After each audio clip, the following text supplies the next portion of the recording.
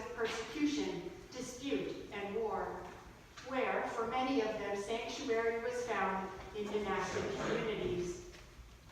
Their lives illustrate a transformation, a change of lifestyle, where somewhere along the way something is given up in order to draw closer to God.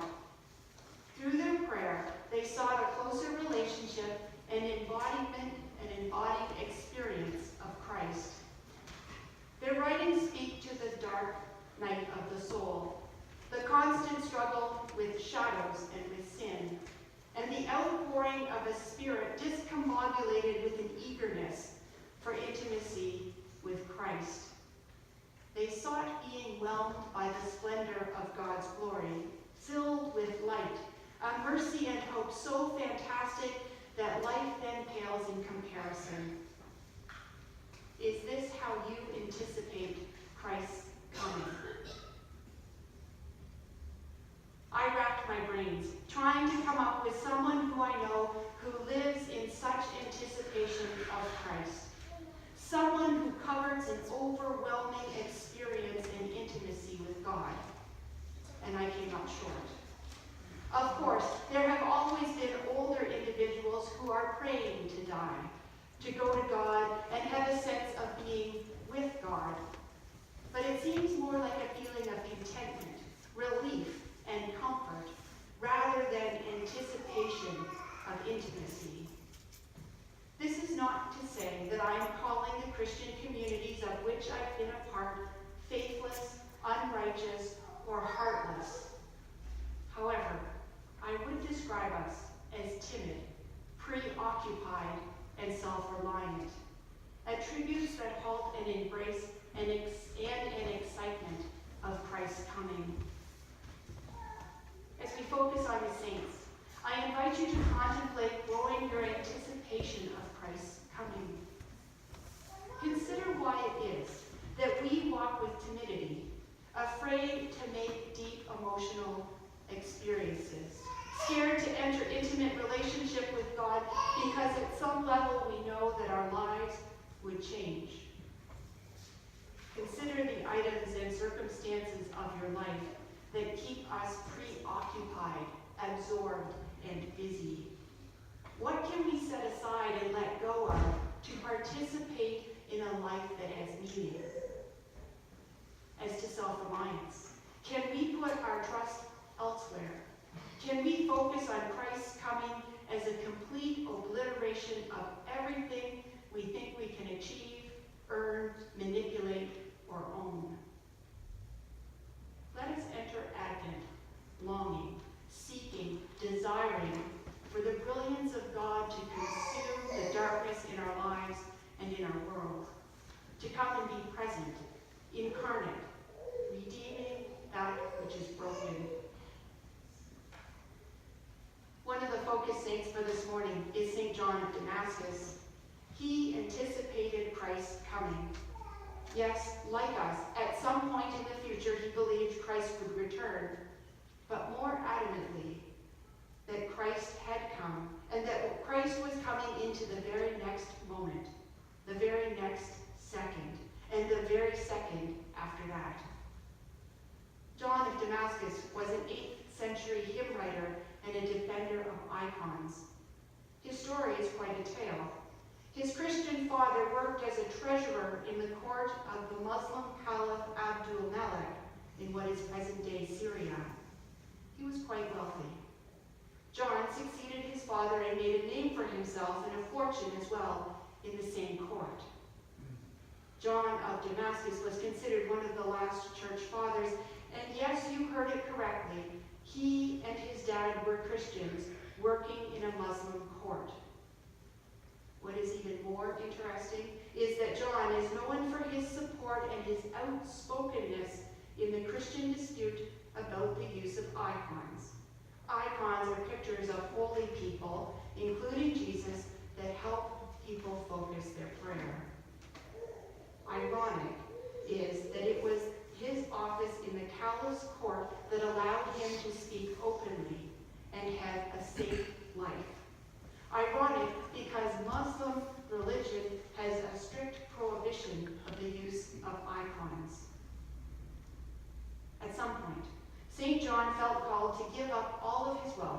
and joined an Eastern Orthodox monastery where he took time to write hymns. His transformation from the royal court to monastic life illustrates the lengths to which he would go to achieve intimacy with Christ. Timid, preoccupied, and self-reliant are not words that describe St. John of Damascus. His writing was absorbed in the radiance and splendor of Christ's coming. The hymns he wrote were Easter hymns, like "Come Ye Faithful, Raise the Strain." They were about Jesus' resurrection and humanity's being whelmed by this very event. His hymns moved from darkness, suffering, sin, to the proclamation of light, grace, and redemption. He tried to explain in words the amazing Christ event, reflecting that because of the incarnation, because God chose to take human form, it was at this point, when Jesus was born, that all forms of art, in fact all matter, was redeemed to manifest the realm of God and the divine splendor in all its glory. In his own words, he said, "The earth is a living icon of the face of God." He wrote, "I do not worship matter. I worship the God of matter, who became matter for my sake and deemed to inhabit matter, who worked out my salvation through matter. I will not cease from honoring that matter which works out my salvation. I venerate it, though not as God." What would happen to our anticipation scale if we saw matter, all matter, as an icon focusing on redemption? What would happen to our expectation that Christ's coming is in the very next moment of our lives if we seek not darkness, but splendor and wholeness rising out of that darkness? Perhaps the thoughts of St. John of Damascus sit just beyond our grasp in this season. The other saint that we remember in our service today is St. Nicholas of Myra. Little is known of this 4th century saint. There are lots of legends, right to our own time as a forerunner of Santa Claus. St. Nicholas was a bishop of the church in what is now present-day Turkey. He spent time in prison, persecuted because he was a Christian. The stories about him demonstrate that he had a heart for the poor, was concerned with righting injustice and the protection of innocence. Timid, preoccupied, and self-reliant are not attributes of St. Nicholas. A supposed quote of St. Nicholas explains why he acted the way he did.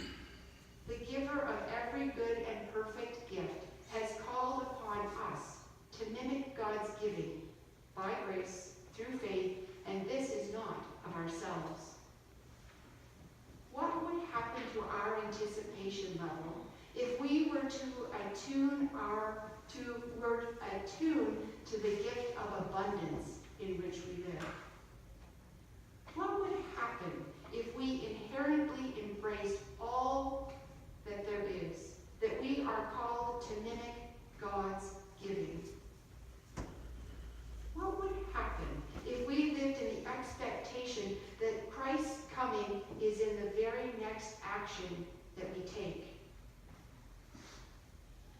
Perhaps the actions of St. Nicholas of Myra sit just beyond our comfortable pew. This first Sunday in Advent has snuck up on us. It's already December the 2nd. Time is running short. Time is running out. Time is coming to an end. We've been caught scurrying in the darkness, timid, preoccupied, and self-reliant. The lives of St. John of Damascus and St. Nicholas of Myra speak to our timidity, preoccupation, self-reliance, spurring us and pleading with us, praying for us to change our focus. Advent is reflecting on Christ's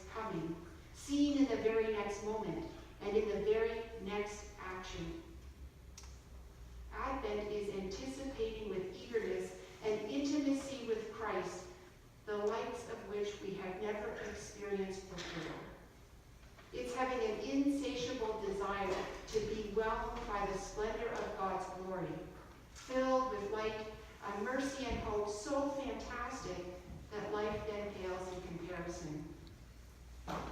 Each day, as we wait to celebrate the coming Christ, may we take steps to see and feel Christ's presence, to mimic God's giving, to let go of preoccupation, self-reliance, and the fears that we've stored away. Christ be present in every moment and through every action. To set our focus and to open our hearts to the anticipation of Christ's coming, I would like to lead you in the Advent preparation prayer of St. Teresa of Avila. I invite you to place your hands open on your knees and to close your eyes while we pray.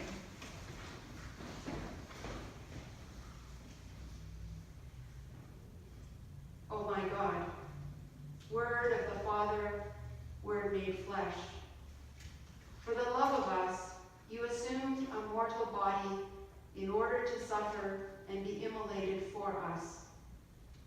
I wish to prepare for your coming with the burning desires of the prophets and the just who in the Old Testament sighed after you, the one Savior and Redeemer. Lord, send him whom you are going to send. As you have promised, come and deliver us. I want to keep Advent in my soul. That is a continual longing and waiting for this great mystery, wherein you, O Word, become flesh, to show me the abyss of your redeeming and sanctifying mercy. O sweetest Jesus, you come to me with your infinite love and the abundance of your grace. You desire to engulf my soul in torrents of mercy and charity in order to draw me to you. Come, O Lord, come. I, too, wish to run to you with love, but alas, my love is limited, weak, and imperfect. Make it strong, generous. Enable me to overcome myself so that I can give myself entirely to you.